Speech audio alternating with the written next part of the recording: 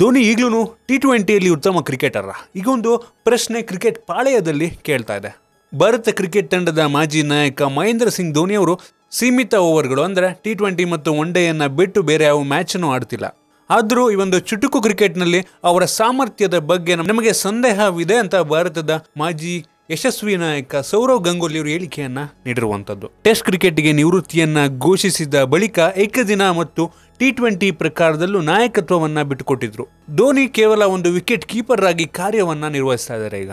ಆದರೆ ಕಳೆದ ಕೆಲವು ಸಂದರ್ಭಗಳಲ್ಲಿ ಕಳಪೆ ಪ್ರದರ್ಶನವನ್ನ ನೀಡಿರುವಂತಹ ಧೋನಿ ಅವರ ವಿರುದ್ಧ ಆರೋಪ ಬರಲು ಕಾರಣವಾಗ್ತಾ ಇದೆ. ಪ್ರಸ್ತುತ ಸಾಗುತ್ತಿರುವಂತಹ IPL 10ನೇ ಆವೃತ್ತಿಯಲ್ಲಿ ಪುಣೆ ತಂಡದಲ್ಲಿ ಆಡ್ತಿರುವಂತಹ ಧೋನಿ ಅವರು ಕಳಪೆ ಬ್ಯಾಟಿಂಗ್ ಪ್ರದರ್ಶನವನ್ನ ಮಾಡ್ತಾ ಇದ್ದಾರಂತೆ.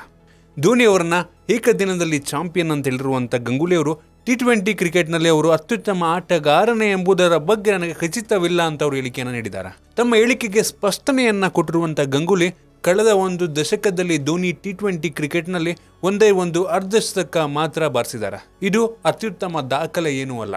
ಅತ್ತ ಧೋನಿಯವರನ್ನ ಪುಣೆ ನಾಯಕತ್ವದಿಂದ ಕೂಡ ಕೆಳಗಿಳಿಸಲಾಗಿದೆ. ಅವರ ಬದಲಿಗೆ ಸ್ಟೀವ್ ಸ್ಮಿತ್ರನ್ನ ಆಯ್ಕೆ ಮಾಡಲಾಗಿದೆ. ಎಲ್ಲ ಪ್ರಕಾರದ ಆಟದಲ್ಲೂ ಅತ್ಯಂತ ಯಶಸ್ವಿ ವಿಕೆಟ್ ಕೀಪಿಂಗ್ ಅನ್ನ ಮಾಡುವಂತ ಧೋನಿ ಹಳೆಯ ಒಂದು ವೈಭವವನ್ನ ಕಳ್ಕೊಂಡಿದ್ದಾರಂತೆ.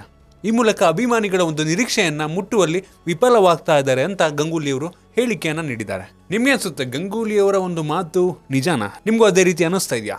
ನಿಮ್ಗೆ ಅನಿಸುತ್ತೆ ಅಂತ ಕೆಳಗಡೆ ಕಾಮೆಂಟ್ ಅಲ್ಲಿ ತಿಳಿಸಿ. ನಿಮ್ಗೇನಾದ್ರೂ ವಿಡಿಯೋ ಇಷ್ಟ ಆಗಿದ್ರೆ ಲೈಕ್ ಮಾಡಿ, ಶೇರ್ ಮಾಡಿ. ಇದೇ ರೀತಿ ನಮ್ಮ ಬೇರೆ ಬೇರೆ ವಿಡಿಯೋಗಳಿಗೆ ಒನ್ ಇಂಡಿಯಾ ಕನ್ನಡ ಯೂಟ್ಯೂಬ್ ಚಾನಲ್ಗೆ ಸಬ್ಸ್ಕ್ರೈಬ್ ಮಾಡಿ.